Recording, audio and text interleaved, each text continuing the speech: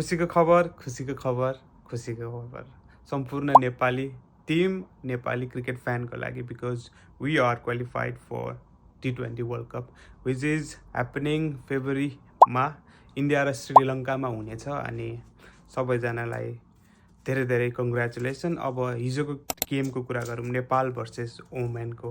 हामी टेबलको top most पोजिसनमा छौँ अनि अहिलेसम्म हामीले एउटै गेम पनि हारेको छैन।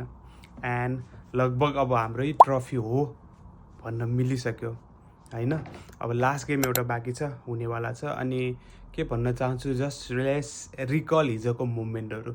सोमपाल कामीको त्यो आउट भइसकेपछि सेलिब्रेसन, बुड्ढा वाज बर्न इन नेपाल मेडिटेसनवाला, त्यसपछि पुसअपको सेलिब्रेसन भयो अरे, जुन हामीले देख्न पाएन। अनि द मोस्ट हिलेरियस थिङ चाहिँ गुलसन झाको छक्कापछि चाहिँ ओमानको टिमले त्यो बल अझ पनि खोज्दैछ अरे। त्यहाँ कता अरे त्यो पार्किङ लटमा खोज्दैछ अरे त्यो छक्का कहाँ गयो भनेर।